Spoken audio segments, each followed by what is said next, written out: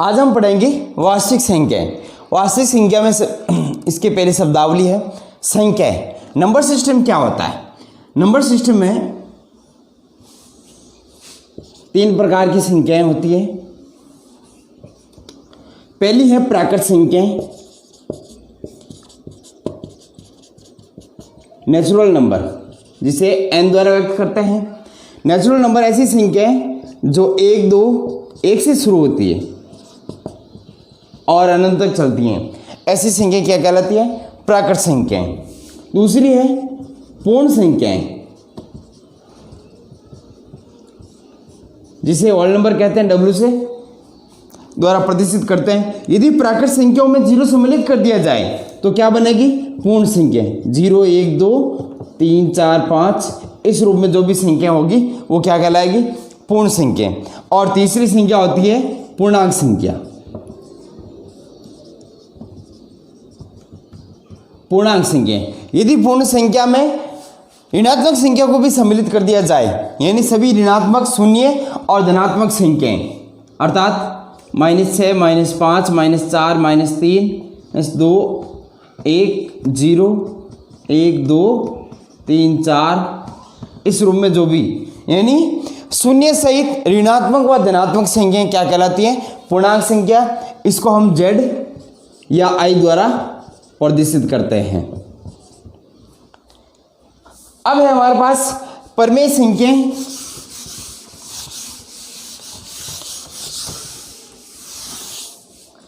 परिमेय संख्या और अपरिमेय संख्या।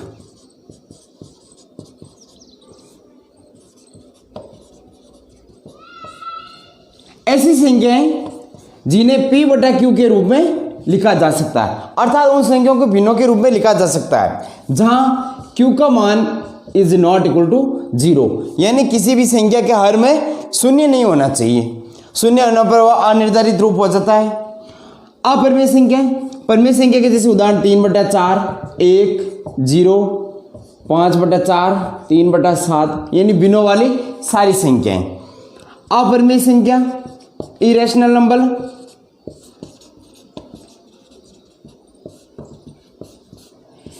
ऐसी संख्या जिन्हें P/Q के रूप में नहीं लिखा जा सकता है, नहीं लिखा जा सकता है, जैसे √2, √3, इनके मान लगातार आते रहते हैं। जैसे इसका मान 1.732 के रूप में कभी खत्म नहीं होता है, अतः उसे P/Q के रूप में नहीं लिखा जा सकता है। इसी प्रकार √2 है, पाई है और कई तरह के मान है जिसे हम इसको P/Q के रूप में नहीं लिखा जा सकता है, जैसे 0.10, ये लगातार इसके मान बढ़ते ही जा रहे हैं, तो इसको हम P/Q के रूप में नहीं लिखा जा सकता है। तो ऐसी संख्या क्या कहलाती है? अपरिमेय संख्याएं। अब आता है हमारे पास वास्तविक संख्या और अवास्तविक संख्या। वास्तविक संख्याएं दो प्रकार की संख्या, जैसे एक तो है वास्तविक संख्या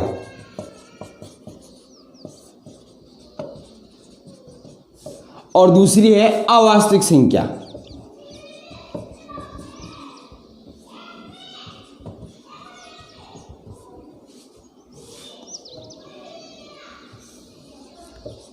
वास्तविक संख्या और अवास्तविक संख्या।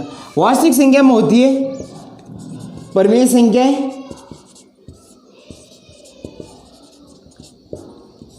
और अपरिमेय संख्याएं।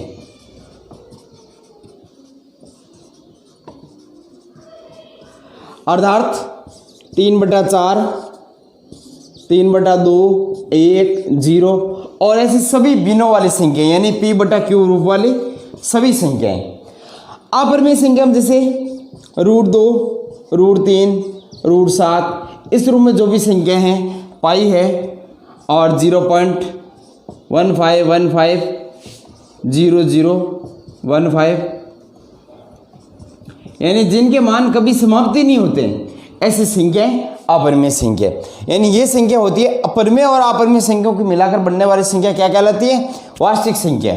अब आती है जिसे हम रियल नंबर बोलते हैं। दूसरा है अवास्तविक संख्या।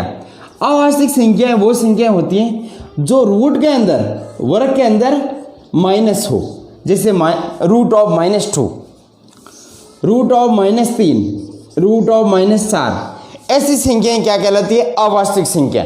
इन संख्याओं को काल्पनिक संख्या कहते हैं, इमेजिनरी, काल्पनिक संख्याएं कहते हैं। जो भी संख्या रूट के अंदर माइनस के रूप में होती है वो सारी संख्या क्या कहलाती है? इमेजिनरी संख्याएं। वास्तविक संख्या और अवास्तविक संख्या को मिलाने पर क्या बनता है? सम्मिश्र संख्या।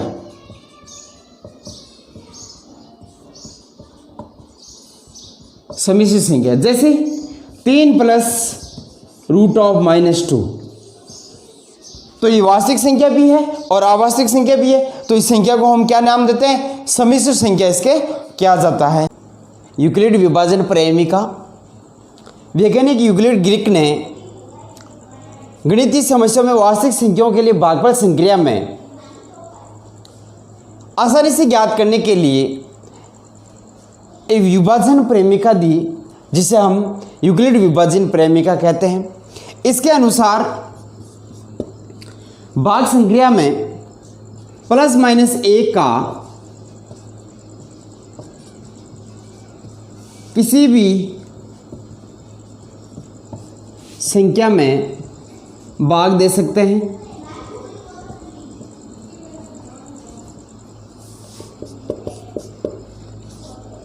जीरो अर्थात शून्य में किसी भी संख्या का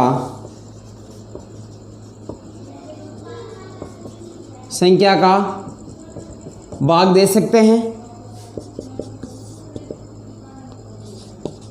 शून्य से किसी भी संख्या में भाग नहीं दे सकते हैं।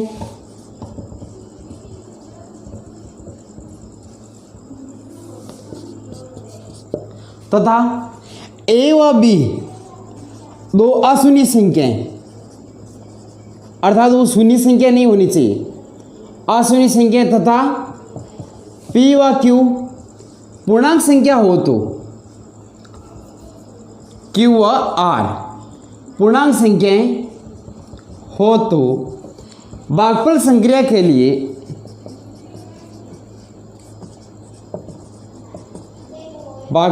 के लिए a बराबर BQ + R, जहाँ R का मान <= G और B।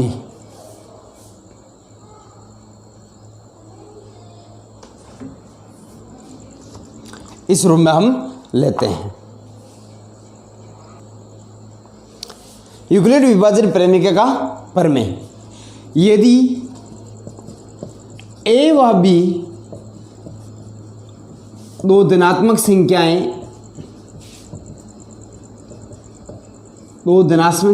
हो तथा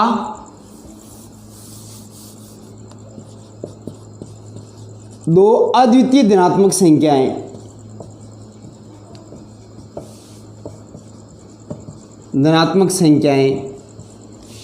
Q व R इस प्रकार विद्यमान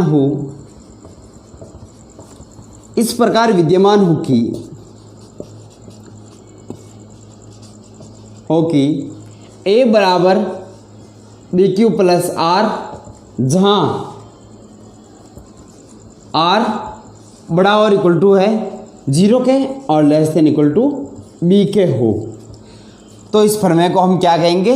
यूक्लिड विभाजन प्रमेयिका, जहाँ a और b is not equal to 0, a और b शून्य नहीं होने चाहिए, जिसे हम क्या कहेंगे? यूक्लिड विभाजन प्रमेयिका।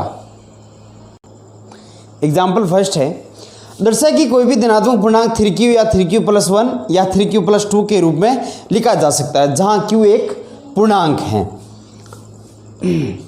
माना एक धनात्मक पूर्णांक है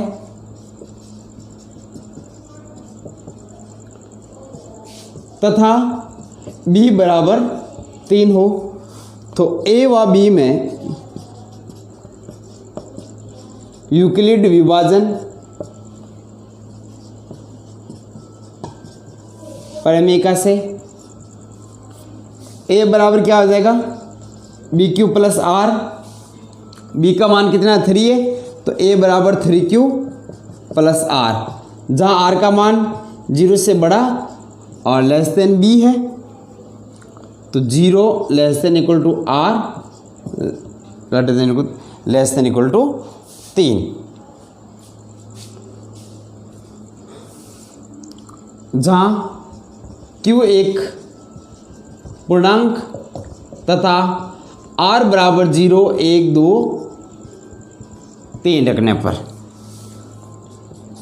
तो a बराबर 3q प्लस 0 या r बराबर 0, 1, 2, 3 लेने पर, तो a बराबर हो जाएगा 3q प्लस 1 या a बराबर 3q प्लस 2। तो इसको हम क्या लिख देंगे, a बराबर 3q या a बराबर 3q प्लस 1 या a बराबर 3q प्लस 2। तो अर्थात हम a बराबर 3q, aq 3q plus 1, 3q plus 2 के रूप में इन धनात्मक संख्याओं को लिखा जा सकता है। एग्जाम्पल 2 है, दर्शाए कि प्रत्येक धनात्मक संपूर्णांक 2q रूप का होता है तथा प्रत्येक विषम पूर्णांक 2q प्लस 1 के रूप का होता है, जहाँ q एक पूर्णांक है। माना a एक धनात्मक पूर्णांक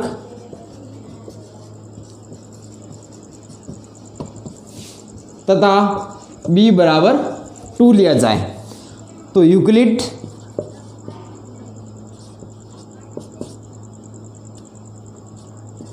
विभाजन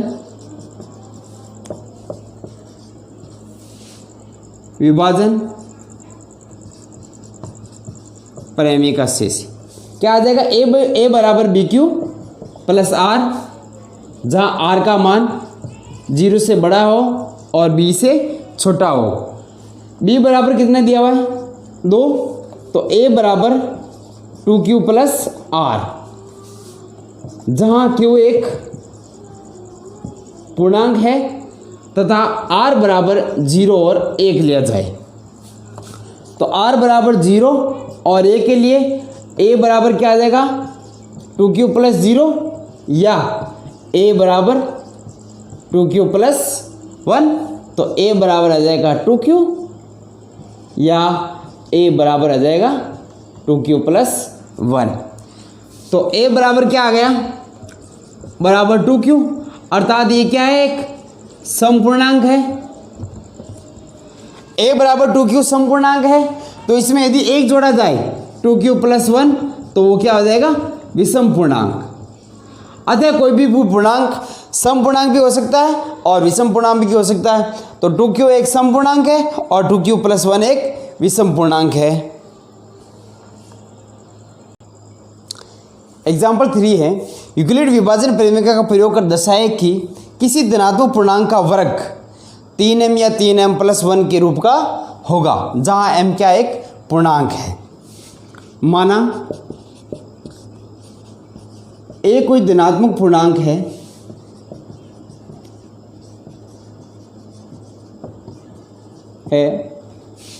तो a बराबर 3q व 3q प्लस 1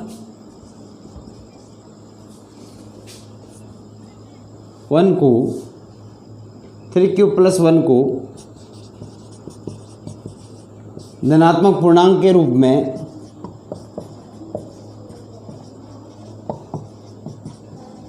लिखा जा सकता है। जैसे हम ले a बराबर 3q, इसी रूप में लें, हमें लेना है वर्ग, यानी इसका वर्ग लेना है, दोनों तरफ वर्ग करें, दोनों तरफ वर्ग करने पर क्या आएगा, a स्क्वायर बराबर है 3q का होल स्क्वायर, तो a स्क्वायर बराबर क्या आ जाएगा 9q स्क्वायर, तो a स्क्वायर बराबर 3 इंटू, इसको अब इस रूप में लिखा जा सकता है 3q into 3q। a square बराबर 3 3q स्क्वायर, तो ए स्क्वायर बराबर 3q स्क्वायर को यदि यहाँ m लिया जाए, 3q स्क्वायर बराबर यदि m मान लिया जाए तो ए स्क्वायर बराबर क्या आ जाएगा 3m, अर्थात उसके वर्ग को भी हम धनात्मक संख्याओं के रूप में लिख सकते हैं। इसी प्रकार हम लेते हैं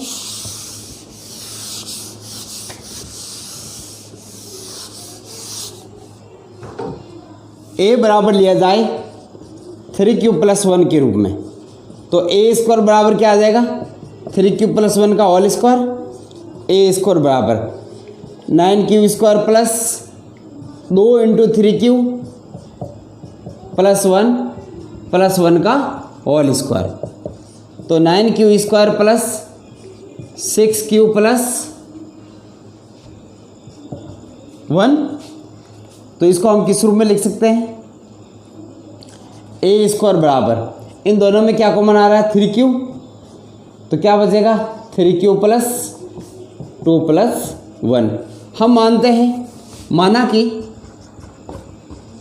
3q + 2 बराबर m, तो ए स्क्वायर बराबर क्या आ जाएगा